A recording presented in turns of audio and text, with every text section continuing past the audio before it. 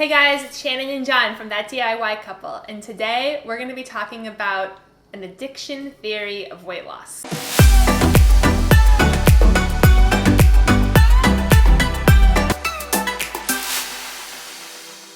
So, as a lot of you guys know, John and I have both lost 100 pounds by changing our diets. John has recently added exercise and has been on a really amazing, intense exercise regime and has lost another 20 pounds. So John in total has lost 120 pounds. But the great majority of our weight loss came from modifying our diets alone. So today we want to talk about a really big turning point in our weight loss journey, and that is adopting an addiction theory of weight loss. Now, when you're fat, like we were, we'll show you guys a couple of pictures of how overweight we were and how much weight we've lost. People always tell you what? Like, just control yourself. It's all about calories in, calories out. You know, you have to work out more, you have to eat less, you know, everything in balance, you know, things like that. I think even before we get into those details, one of the most important things to talk about with weight loss is that in my experience, and I think in the experience of almost every other person that I've ever met who's lost a lot of weight, like 99% of weight loss is about what you eat. Absolutely. So I know that we talked a little bit, you mentioned that at the beginning, but I've been exercising a lot recently and that has helped me to lose some weight, but I'm pretty sure that if I stopped exercising, I'd probably gain a lot of the weight back. Mm-hmm. But I changed the way that I ate, and that has caused me to lose like almost all of the weight that I've actually lost. So the sort of like general logic about just burn more calories than you consume, which is often like you could either eat less or exercise more and burn more calories, I would say that is definitely wrong. And the only way to actually achieve weight loss sustainably is to change your diet, change what you eat. It's not to do more exercise. Right. I ran a marathon while I was fat and I only lost maybe 5 pounds, then I quickly put on way more. You haven't really been exercising. Yeah, I haven't exercised during this whole journey, and I'm feeling really good. I mean, so the thing that was the shift for us was realizing that it's conceivable that even though we were not addicted to drugs or alcohol or cigarettes or anything like that, it's possible to be addicted to food.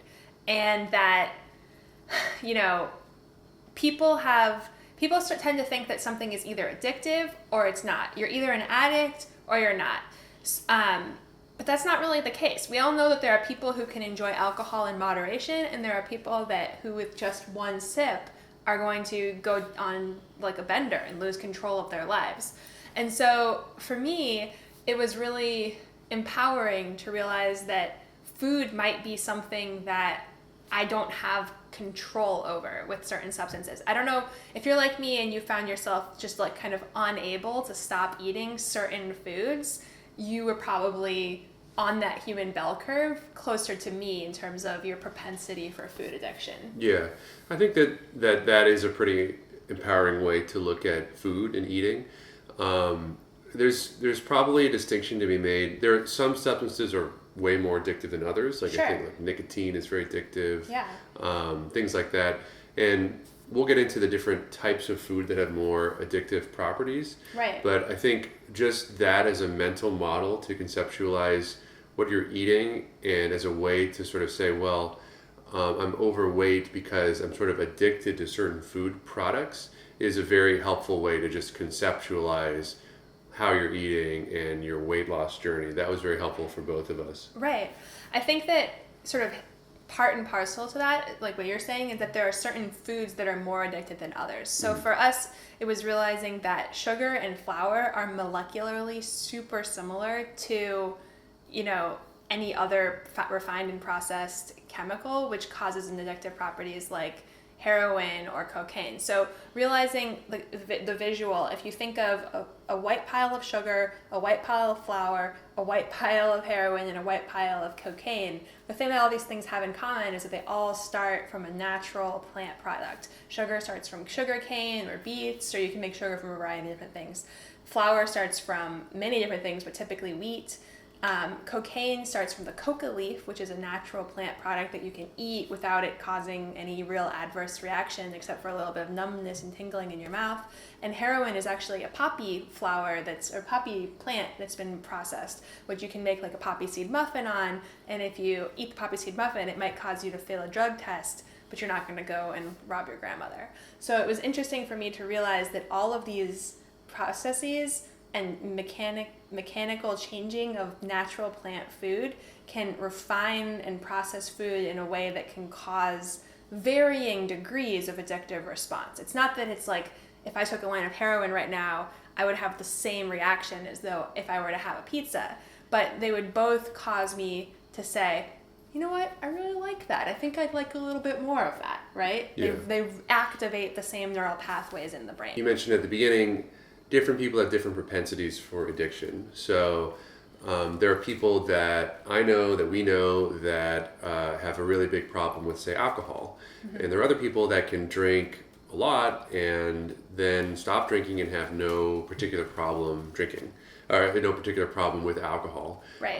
There are people that could probably smoke cigarettes every day and not ever have an addictive response to nicotine or to cigarettes. And there are other people who just smoke a cigarette every once in a while. They smoke it like only when they go out on Saturday nights or something like that. There are other people that could even maybe do like really addictive drugs like heroin or cocaine and then have no problem never doing those again, or whatever it might be. So that is something I think that you and I differ markedly on. Yeah, it's helpful to know that like just because something can be addictive doesn't mean that it's addictive for everyone, and it doesn't mean that it's addictive to the same degree, because people are different. Just like people are different heights, people come in different shapes and colors and sizes. They have different reactions to the same stimuli. So I think that I had conceived previously of a world in which it was like things are either addictive or they're not. Mm-hmm. And it's more like things can have addictive properties for certain people. And so a tool that has been developed by Susan Pierce Thompson, who has a PhD in brain and cognitive sciences, is this food freedom quiz, which allows you to take a quiz and essentially gauge whether or not you might be addicted to food. And so I highly recommend taking this. It's very interesting. But the quiz is basically very short. I think you can do it in less than 5 minutes. And it asks you a series of questions about your relationship with food.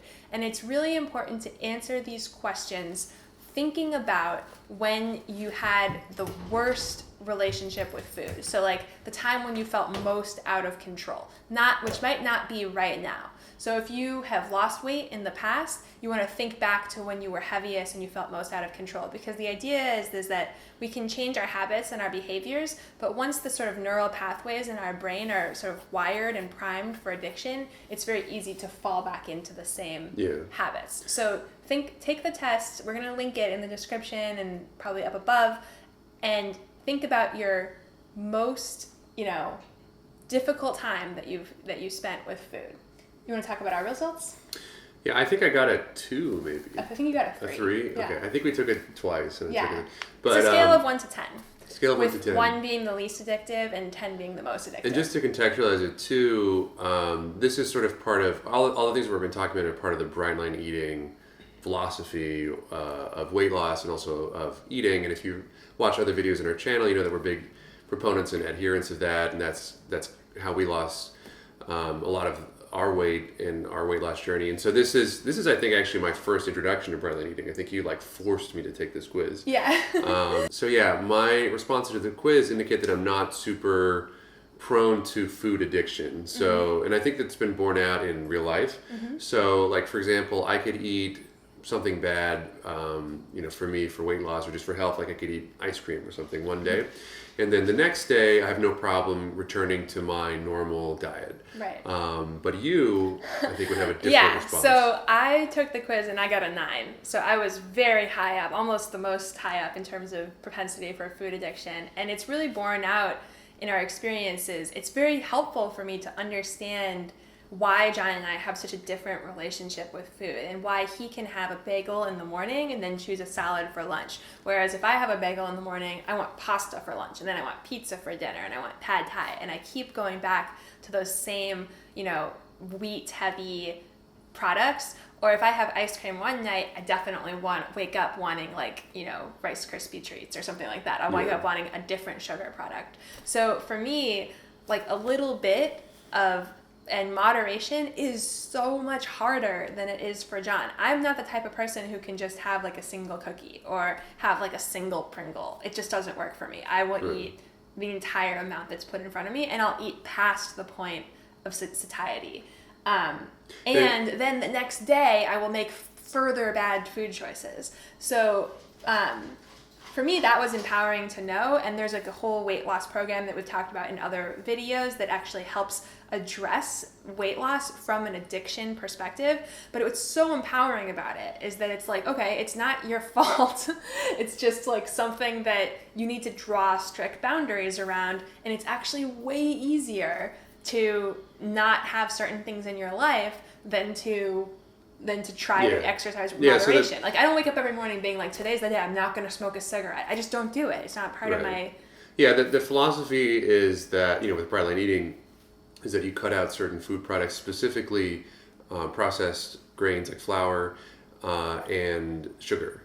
So that's part of the philosophy, because those are substances that are more addictive. But even having this framework to think of, I think is very interesting, because we often will go out with other people and we'll observe other people eat, and we'll think to ourselves like, oh wow, this person has like we know somebody in our lives who is like a 0 on the food propensity. Like he's just not interested in he's food. Just like you could give this person like the most like sugary, buttery, great thing, and he'll have like a spoonful and be like, yeah, that was really good, but I'm fine. And it's just like, even for me, who's someone like not say on Shannon's level of being have a propensity to be addicted to food, I would eat the whole thing like, oh my god, this is delicious. Right. And so it's amazing. And then other people, you go out and you say like, okay, well, when I go out with this person, they always get eat all the bread, they always eat all this stuff, and oftentimes it just so happens that the person that we're talking about that has a very, very low propensity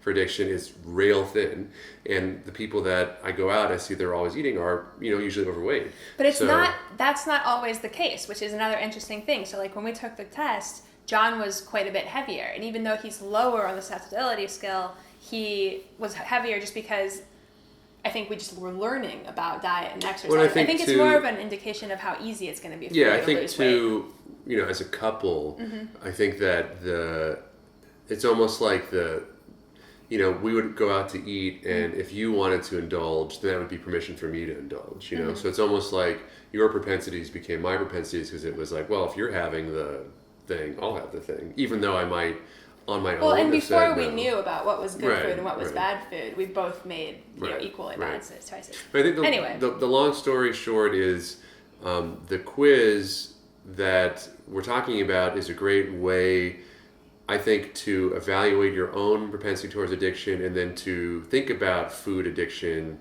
in a new way that I found very empowering, and also was my introduction to bright line eating, which I really credit with changing my life in terms of my diet, and both of us, our lives in terms of our diet and our weight. So that's it, guys. Take 5 minutes, take the quiz, see where you fall on the food freedom, food addiction scale, and put your results in the comments below. I'm really curious to hear about it. And I'm super interested to know where did you guys score. If you've already taken the quiz before this video, or you're already on your bright line eating journey, I really am curious to see, is it correlated, like is a higher score correlated with being more difficult or easy or more rapid weight loss? Or it'd be really cool to figure that out. So if you've taken the quiz, if you're on the bright line eating journey too, let us know. I'd really curious to hear that. Thanks so much for watching, guys. Until next time, do well and always make things better.